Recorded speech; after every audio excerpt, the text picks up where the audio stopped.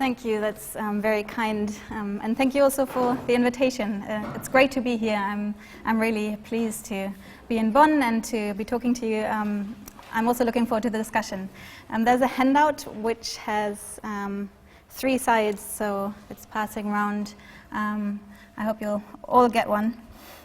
So as Micah said, I'm interested in questions about the relationship between beauty and the philosophy of science in Kant. In this paper, I'm looking more generally at the relationship between aesthetic judgment and cognition, Kant's account of cognition. So that's what I'll do. One of the key innovations, or perhaps the key innovation of Kant's critique of pure reason, is his account of cognition. So Kant famously claims that cognition has 2 sources, sensibility and understanding. Cognition is grounded in intuitions, in immediate and particular sensory representations, and it is also grounded in concepts, in universal and discursive representations. More specifically, cognition is achieved by subsuming particular sensory representations under universal concepts. And this is why, on Kant's account, we can cognize the world around us neither solely through the senses, nor purely from principles of reason. And here's the first quote that I put on the handout. Kant argues that it's just as necessary for cognition to make the mind's concepts sensible, that is, to add an object to them in intuition, as it is to make its intuitions understandable, that is, to bring them under concepts. Now, I think that Kant's conception of cognition is an innovation in particular in response to the rationalist conception of Christian Wolff and his followers that was popular among many of Kant's contemporaries. And just to briefly set out the foil that I'm going to use to look at Kant's account, a few words about this rationalist conception. On their account, there are 2 types of cognition. So there's rational cognition and there's sensible cognition. Of course, we ultimately strive at insight through reason because it's cognition from rational principles that gives us a distinct access to the truth. But as a matter of fact, we often have to rely on sensible cognition. So we often have to rely on it as a kind of first, approximate, though more confused access to reality. So some sensible cognition on this account presents a multitude of various properties all bound up together in one sensory representation, whereas rational cognition abstracts from the particularities of individual phenomena and provides insight thereby into the universal structures of reality. So sensible cognition, in a sense, presents confusedly what can ultimately be comprehended more distinctly from principles of reason. Now, sensible cognition in this sense, on the rationalist account, is somewhat of kind of secondary, subordinate insight, subordinate to rational insight. But in particular, according to Kant's immediate rationalist contemporaries, so for instance, Alexander Gottlieb Baumgarten and Georg Friedrich Meyer, sensible cognition presents not just a secondary account, not just a secondary type of representation, but it also has its own virtues, and those virtues can be perfected in their own right. So the idea is that while rational insight can be perfected logically by isolating the marks that are contained in the concepts that we're using, and thereby making cognition more and more distinct, sensible cognition can be perfected aesthetically by illustration and exemplification, and by thereby presenting more and more marks all bound up in one particular representation. So the perfection of rational cognition aims at abstraction and logical rigor, while that of sensible cognition aims at concreteness or at particularity, and thereby at an aesthetically pleasing representation. So on this rationalist account that was popular among Kant's contemporaries, the 2 types of cognition provide, in a sense, 2 kinds of access to one and the same reality, one conceptually distinct and one aesthetically pleasing. Now, on Kant's account, this distinction isn't viable anymore. So Kant rejects the idea that we can have these two separate types of cognition. He argues that both sensory and conceptual input is required. Of course, how exactly Kant's positive account pans out is a subject of much debate. So interpretations abound, for instance, about what exactly the contribution is of the two faculties at play, what exactly the contribution of sensibility and that of understanding is, how exactly intuitive and conceptual content relate. And also, I think, a question that I find particularly interesting, what exactly the role of reason is in this whole process. Now, in this paper, I want to approach Kant's concept or Kant's account of cognition from a slightly different angle. So I'm interested in the implications of Kant's innovation for the role of aesthetic feelings or aesthetic pleasures in cognition. So once we have rejected with Kant the possibility of purely sensible cognition, that on the rationalist account is what can be perfected aesthetically. Once we've rejected this account, and once we've incorporated the sensible component into our account of, as a key element of our account of cognition, the question is what becomes of the relationship of cognition and aesthetic pleasure on this Kantian theory. So in pursuing this question, I want to look at the aesthetic dimension of what I take to be Kant's account of cognition. Now, as usual, Kant's answer to these questions isn't straightforward. So Kant says, on the one hand, that he on the one hand dismisses the idea of genuinely intellectual beauty, so the idea that there can be something like cognition that is genuinely beautiful. So he construes aesthetic judgments as essentially different from cognition, as non-conceptual and as grounded in the free play of the faculties of imagination and understanding. And he suggests, in particular in his logic lectures, that cognition itself cannot be beautiful. And similarly, in the critique of judgment, he argues that science can't be beautiful. And when I'm talking about science in this paper, what I mean is not the science in the narrow sense as proper science, but in the broader sense of a systematic body of cognition. I think that's the notion of science that's involved when Kant says these things about science not being beautiful, for instance. So that's one strand in Kant's thinking. On the other hand, Kant also makes claims that sound, I think, a more positive note concerning the relationship between beauty and cognition. So he argues, also in the third critique, that the unified cognition of diverse phenomena under a common principle, are we called to something? So this is also in the third critique, Kant argues that the unified cognition of diverse phenomena under a common principle is accompanied by a feeling of pleasure. So we feel pleasure in seeing how different cognitions fit together under one unifying principle. And in the logic lectures, he holds on to the rationalist distinction between the aesthetic and the logical perfection of cognition. And he even argues that aesthetic perfection can, in a sense, advance or further the logical perfection of cognition. And I'll come back to these claims. So the question is how we are supposed to understand these various strands in Kant's thinking. And my suggestion in the paper is that although Kant rejects the rationalist identification of sensible cognition with aesthetic judgment, we can find in Kant a distinctive notion of aesthetic appreciation that is associated with certain cognitive activities. So although cognitive judgments themselves have no aesthetic properties and aren't the objects of aesthetic appreciation, on Kant's account it's our intellectual engagement with such claims, in particular in formulating cognitive judgments and in expressing them, that I suggest elicit in us a distinctive aesthetic pleasure. So I think that this conclusion will have some important implications for contemporary debates. So in particular, I think Kant's aesthetics is commonly taken to present a certain view in aesthetics, in discussions in aesthetics, as well as in the philosophy of science. He's commonly taken to support a skeptical approach to the possibility of intellectual beauty and the possibility of beauty in science. And so, as a result, contemporary aestheticians have sometimes given Kantian arguments for such a skeptical view.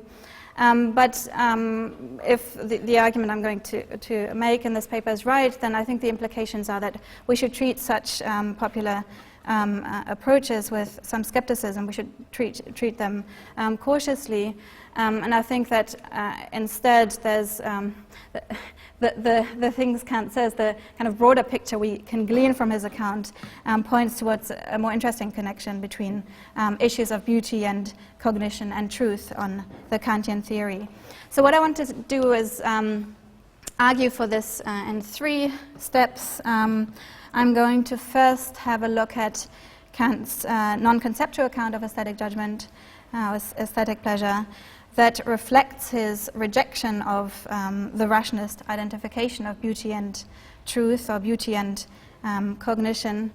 And in the second part, I'll then look at Kant's positive account of the aesthetic dimension of our activities of judgment. And I'll draw some conclusions from these claims in part 3. So this is the structure of the paper. Okay, first on the distinctions between aesthetics and cognition. Kant rejects Baumgarten's and Meyer's identification of aesthetic judgment with the sensible cognition of perfection, and he does so very clearly, very explicitly, in construing the experience of beauty as a form of cognition, whether that cognition is sensory or non-sensory, doesn't seem to capture what is specific to aesthetic judgment or aesthetic appreciation, namely its particular subjective character, and that is, I think, the key of Kant's objection to rationalists like Baumgarten and Meyer. So on Kant's account, aesthetic judgments are grounded in feeling, not in the cognition of objective properties, whether such cognition is based on concepts or on sensory impressions. So as he puts it in the Critique of Judgment, and this is passage 2 on the handout, to grasp a regular purposive structure with one's faculty of cognition, whether the manner of representation be distinct or confused, is something entirely different from being conscious of this representation with a sensation of satisfaction. So the idea here is that he's gesturing at the idea, the rationalist idea, that it's sensory cognition of a certain perfect structure in the object that's appreciated in aesthetic representations. Now, of course, not any feeling can give rise to aesthetic experience on Kant's account. A judgment is properly aesthetic only if the subject has reason to claim that others should agree with her, should feel the same appreciation. So she makes a genuine aesthetic judgment only if she can impute legitimacy of her feeling to everyone else. So aesthetic judgments are supposed to make a universal claim.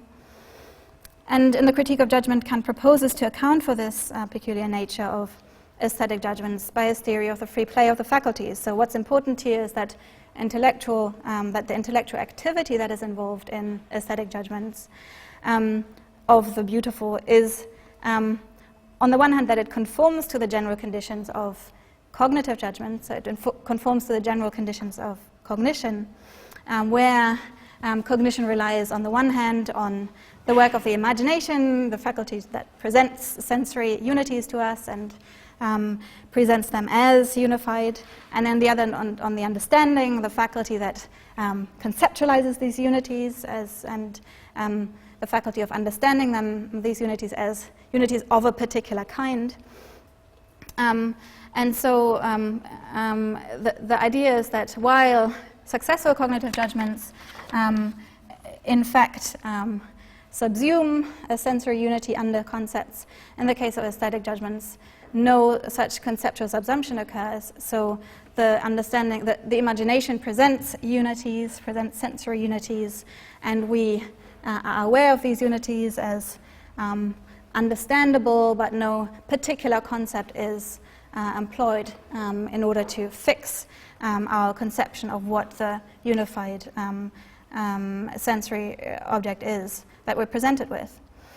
So Kant argues that this non-conceptual reflection that occurs in aesthetic judgments, that is the mere awareness of the sensory forms as fitting for or suitable to understanding, grounds aesthetic pleasure. So aesthetic pleasure consists in this bare feeling of something making sense to us, or of the free harmony of our cognitive faculties in response to the object. And since genuine aesthetic pleasure is thus grounded in the feeling of fit or harmony between the capacities that we all share, Kant can also argue that it's a kind of judgment that has universal validity. And since it's not making any conceptual determination, it's essentially different from cognitive judgments, it remains purely reflective. So on this brief sketch of what aesthetic judgments are on Kant's account, they don't present a form of cognition, sensible or otherwise, and this is the first claim Kant makes. And Kant then concludes from this that science, or more generally cognitive judgments themselves, aren't the object of aesthetic appreciation. So Kant suggests that not only that judgments of beauty are not cognitive claims, but also that cognitive claims cannot be the object of aesthetic appreciation. Now, of course, these two claims aren't identical, and the question is whether the second claim, the claim that cognition or cognitive judgments aren't beautiful, follows from the first, the claim that aesthetic judgments aren't cognitive judgments. One way in which one might think that the second claim follows from the first is that it seems that the objects of aesthetic appreciation should be non-conceptual themselves, that they should be objects that are sensory, that are perceptual, that don't involve concepts.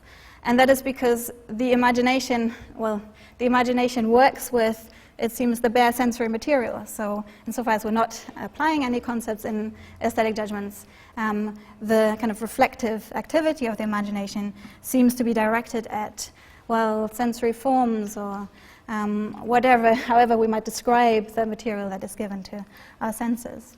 So the synthesizing activity of the imagination, it would seem, must be directed at the bare sensory material and not at concepts or judgments or ideas. But I think a difficulty with relying on this kind of intermediary premise to make the move from the first to the second claim is that Kant is more than happy to promote other entities as key examples of beauty that, just like other cognitive claims, rely on concepts and rely on ideas. So such entities include, for instance, works of poetry or literature. And in fact, Kant thinks that poetry is the key example of beautiful art. So Kant can claim this, Kant can regard poetry or literature as objects of aesthetic appreciation because he introduces a second notion or a second account of beauty in the Critique of Judgment, which allows for reflection on objects that are not purely perceptual. So the idea is this: in contemplating poetry or literature, the imagination is free to reflect on a wealth of meanings that is associated with the concepts that are expressed in the artwork. So for instance, if you think about a poem, if you think about Goethe's Erlkönig, for example, the poem conveys a simple story. So it conveys the story of a father riding home with his son late at night, the father sick and hallucinating of being assailed by the elder king, and so on. So the idea is that here the poetic presentation of the story procures in us a kind of wealth of associations, a wealth of thoughts that are associated with the story presented. Associations of supernatural powers, for instance, or of the vulnerable and the powerful, or associations of fear or vulnerability, and so on. And the poetic representation here makes possible an inexhaustible wealth of thought that isn't, so the idea is that the thoughts aren't determined by the ideas that underlie the story itself, that, for instance, I maybe thought about, I don't know, the relationship between the powerful and the powerless, or the role of the bystander of injustice. You may have all kinds of associations with a poem. So the idea is that the ideas presented are recognized as being adequate to certain associated thoughts, but don't determine those thoughts. So the imagination is free to reflect without understanding, fixing one particular interpretation of the poem. So this is what Kant refers to, I think, when he suggests that in art we can speak about aesthetic ideas as the representation of the imagination that occasions much thinking, though without it being possible for any determinate thought or concept to be adequate to it. So works of art can represent concepts while allowing for conceptually unconstrained reflection. That's the idea.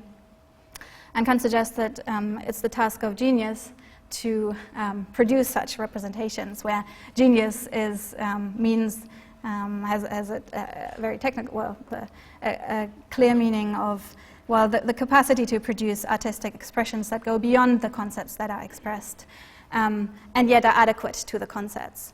Are exemplary of what they are expressing. As Kant puts it, and this is quote 4 on the handout, genius really consists in the happy relation which no science can teach and no diligence learn, of finding ideas for a given concept on the one hand, and on the other hitting upon the expression for these. The expression through which the subjective disposition of the mind that is thereby produced as an accompaniment of a concept can be communicated to others. So we have to hit on the right idea, the right aesthetic idea for the concept that underlies the story in the case of the Erlkönig, and then find the right expression for that idea. An expression that communicates to others the associations we have, the poet has with the concept. So Kant makes room for judgments of beauty that involve conceptual representations. And this is important because I think it shows that Kant's conception of aesthetic judgment as consisting in conceptually unconstrained or free reflection doesn't entail that the object of such reflections has to be non-conceptual. So there can be there can be non-perceptual, so there can be conceptual objects that are the focus of aesthetic appreciation. And by implication, this means that the reason why cognitive claims cannot be appreciated as beautiful is not that they involve concepts, because there are other objects that involve concepts and that can be the object of aesthetic judgment. It's rather that cognitive claims fail to present such concepts in the right way, so in a way that leaves room for the free play of imagination and understanding. And that is, of course, because cognitive judgments employ concepts determinately, so they subsume sensory particulars determinately under those concepts. So I think the difference between cognitive claims and artistic expressions, this difference is what lies behind Kant's famous, or perhaps infamous, claims about Newton. I put the famous passage about Newton on the handout, passage 5, where Kant claims that everything that Newton expounded in his immortal work on the principles of natural philosophy, no matter how great a mind it took to invent it, can still be learned. But one cannot learn to write inspired poetry, however exhaustive all the rules for the art of poetry, and however excellent the models for it may be. So the thought is that the kinds of principles presented in Newton's philosophy, as laws of motion, for instance, can be learned, they can be taught. They don't leave room for the free play of imagination and understanding in the same way in which artworks, poetry, and literature can. So in sum, Kant drives a wedge between the rationalist identification of aesthetic judgment with cognition. He claims that aesthetic judgments are distinct from cognition, and he also suggests that the cognitive judgments we are familiar with don't ground aesthetic pleasure. So that's the story, the more negative story on Kant's account.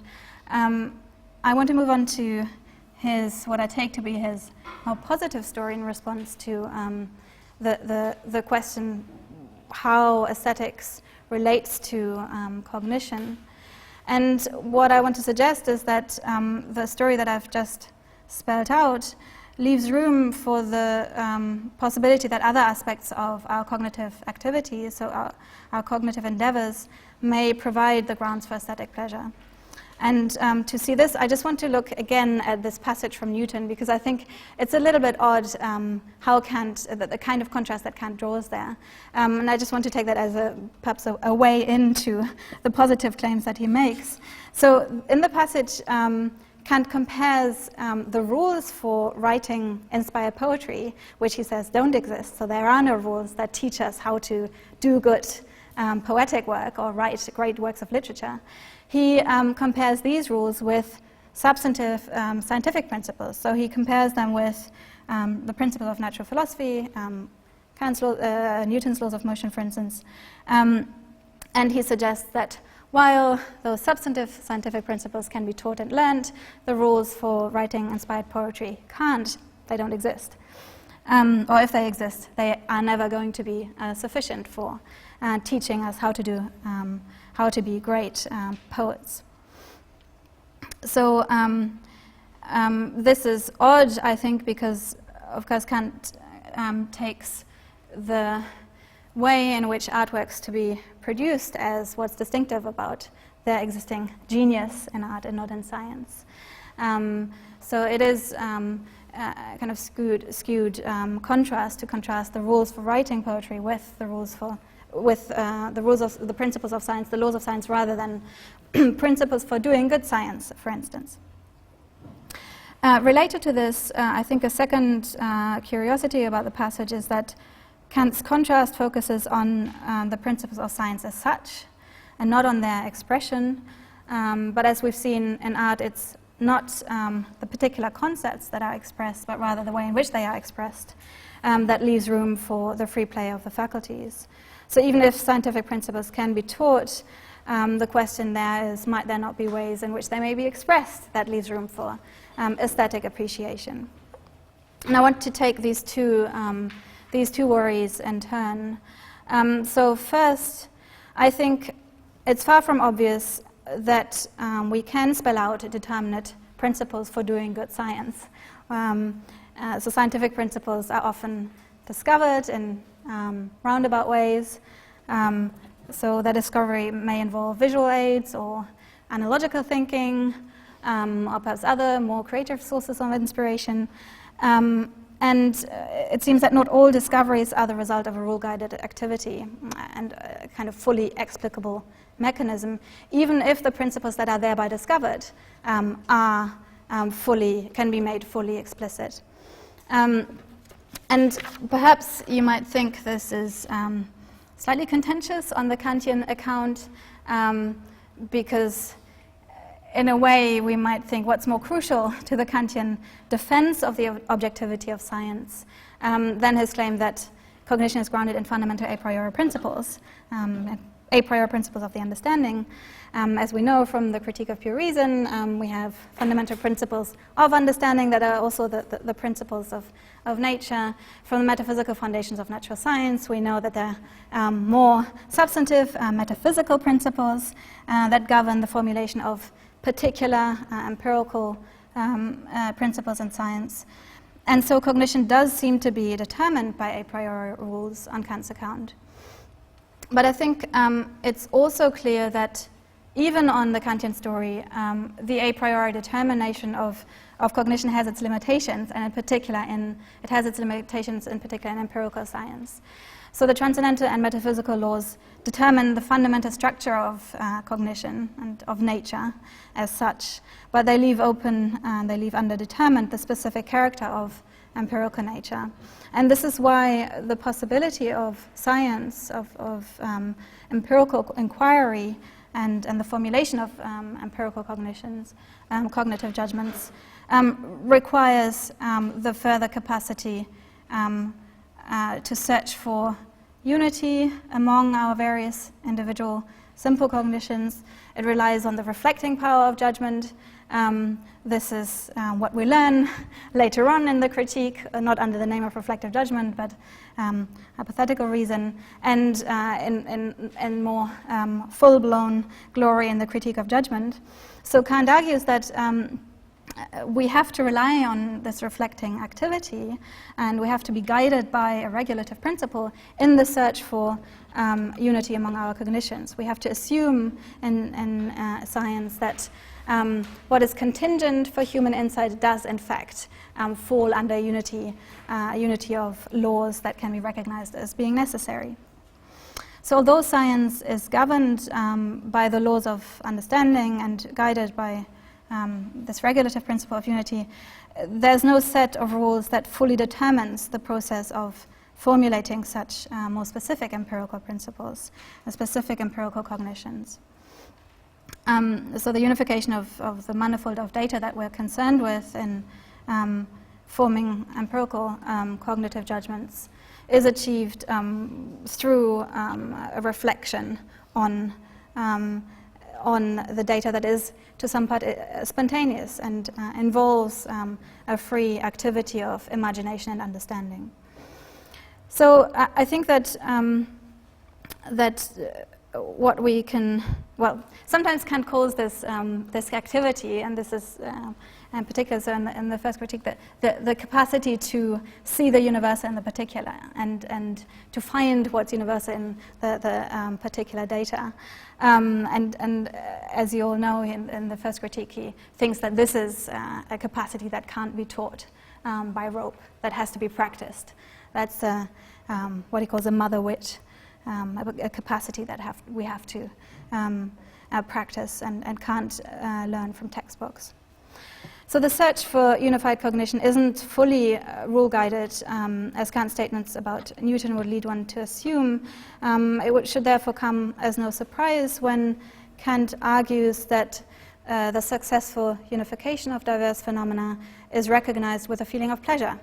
So it's recognized as pleasing, while disunity is experienced as displeasing. And here's the quote from the Critique of Judgment, passage 6 on the handout, where Kant suggests that the discovered unifiability of two or more empirically heterogeneous laws of nature under a principle that comprehends them both is the ground for a very noticeable pleasure, often indeed of admiration.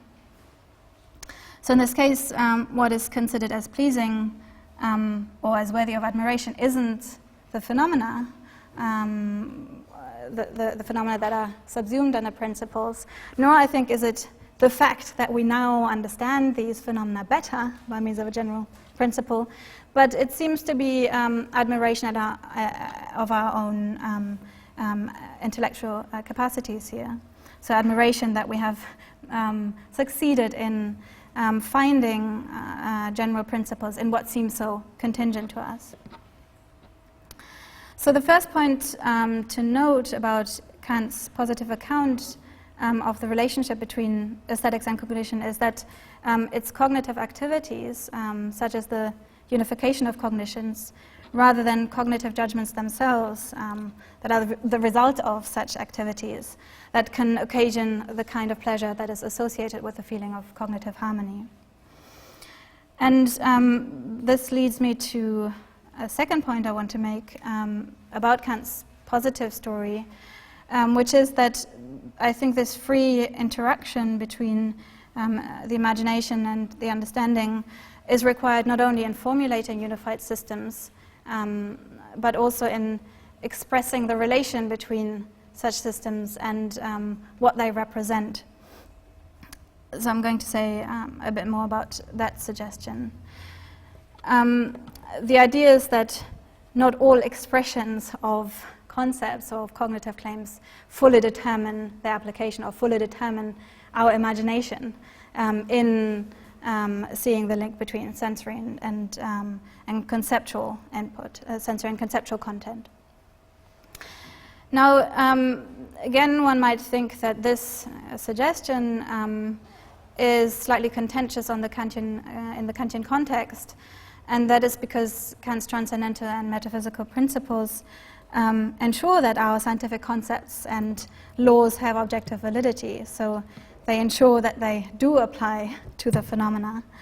But I think there's reason to believe that expressing the relation between theory and world is more complex on Kant's picture too, and that is because such expressions may not only be concerned to represent certain specific empirical concepts, such as, for instance, the concept of mass or the concept of matter, but they may also aim at representing a particular, for instance, an exemplar or a scientific model or an experiment as an instance of a unified account of the nature we're trying to explain. So what I want to argue is that Kant's account allows for that representations of this kind ground in aesthetic appreciation, and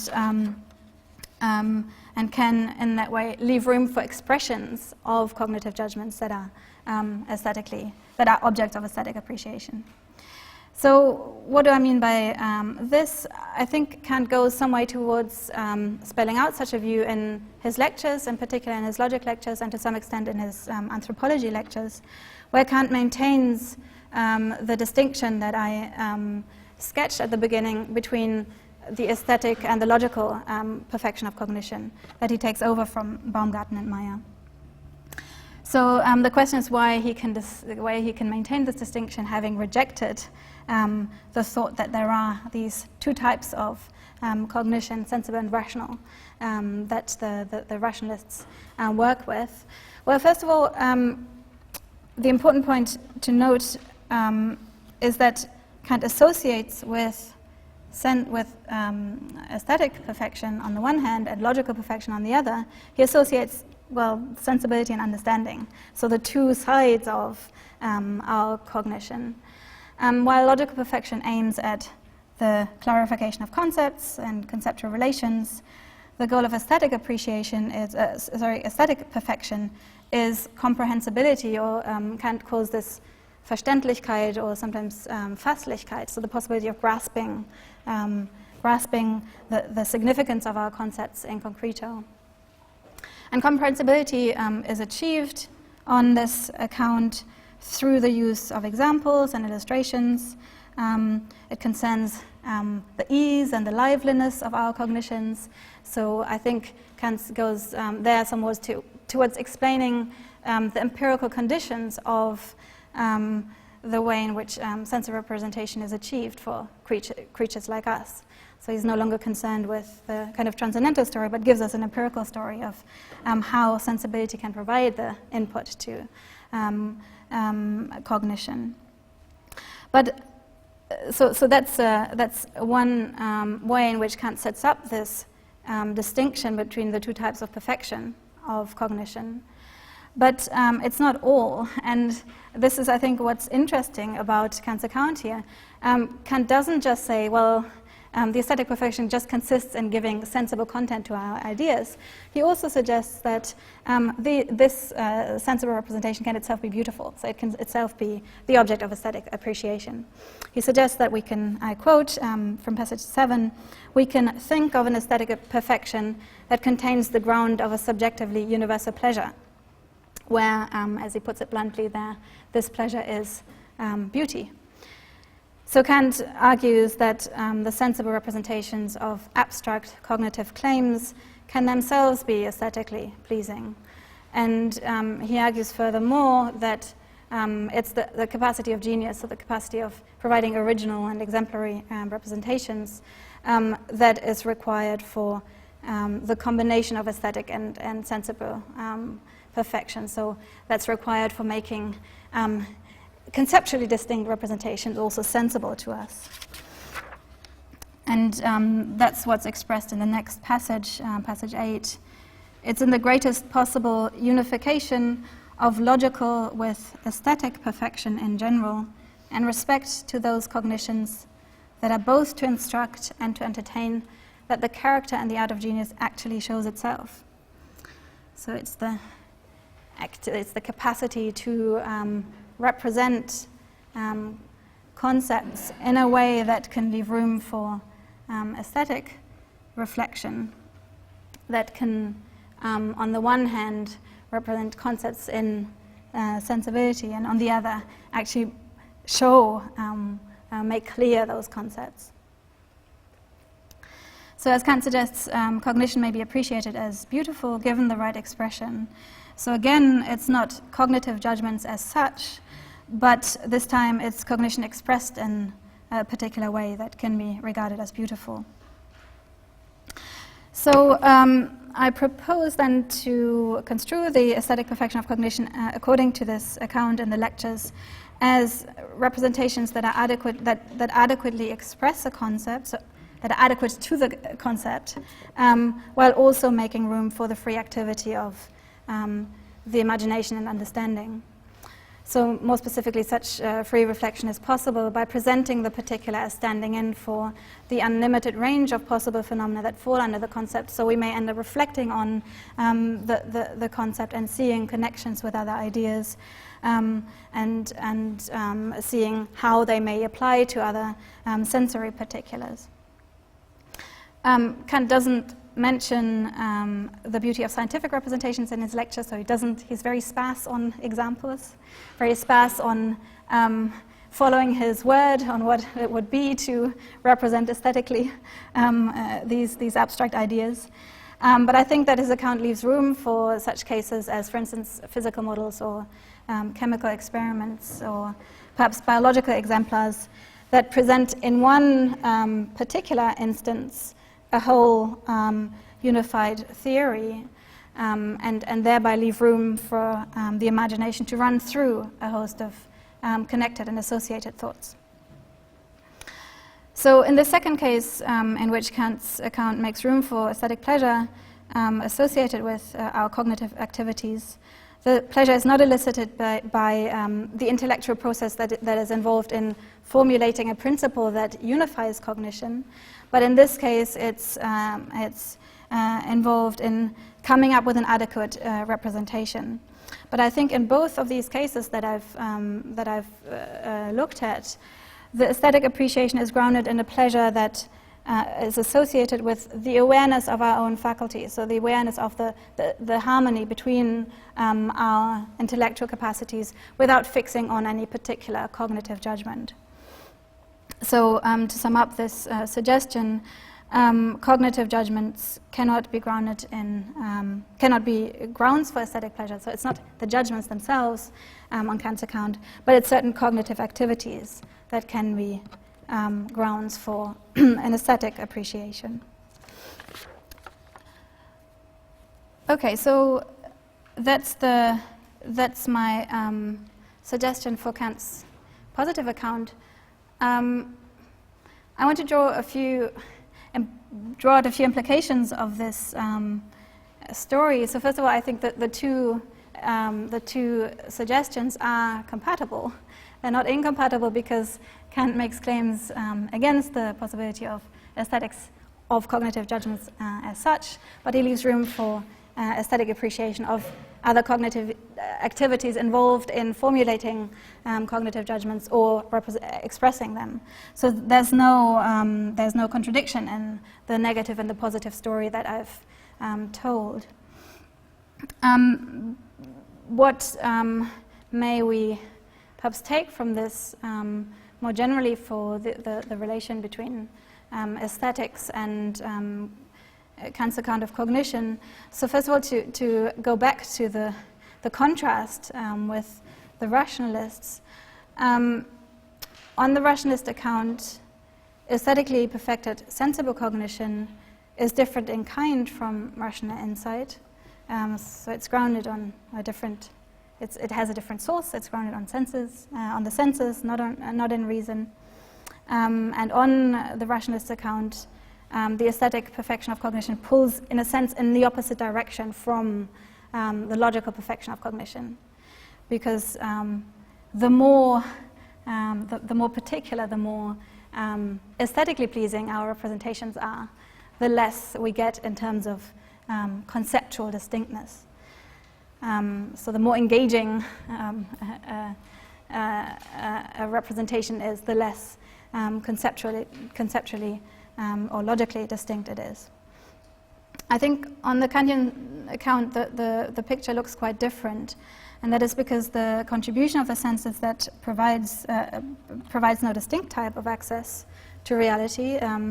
It's one of the key sources of cognition, and along with this innovation comes, I think, the insight that the intellectual processes which ground aesthetic appreciation are the same processes that are involved in formulating and expressing cognitive claims. So although aesthetic judgments are no cognitive judgments, they are grounded in a certain cognitive activity that is associated with such judgments. And although cognitive judgments themselves can't be beautiful, it's the activities associated with cognitive judgments that can be. And so we may think of this aesthetic pleasure, as it were, as a kind of sensible sign of such cognitive activities. So a sensible sign of the free intellectual activities that are involved in coming to understand something that hadn't previously been understood, or in coming to see connections between different ideas that hadn't previously been seen. So on the one hand, this was the first point I made about Kant's positive account. On the one hand, it's the felt appreciation of the harmony of our intellectual capacities in aiming for unity in our cognitions. And on the other hand, it's the felt pleasure of the fit of our faculties in coming to see how a concept or principle may have all sorts of previously unknown applications. It's these activities that are appreciated aesthetically. Now, this way of construing the relationship between cognition and aesthetics furthermore explains, I think, why Kant goes so far as saying that aesthetic perfection can be advantageous to logical perfection. So it seemed like on the rationalist story, the two types of perfection pull in opposite direction, but Kant wants to say that one can be advantageous to the other, and that is because the exemplary originality, the kind of free, spontaneous activity of our faculties, that of particular expressions of concepts or particular ways of unifying individual cognitions, may aid us in coming to see, coming to form new cognitive judgments. And so I'm thinking of the aesthetic pleasure that is involved in our intellectual activities, as it were, as a sensible sign of the kind of activity that advances cognition. And we may think of that as, in a sense, as a spur, as a motivation for extending cognition, but also as a guide insofar as it may help us extend cognitive judgment. So it may help us to see the kind of connections between different ideas and applications of concepts that we hadn't previously seen. So aesthetic appreciation turns out to be to have a kind of regulative use in aiding our cognitive endeavors.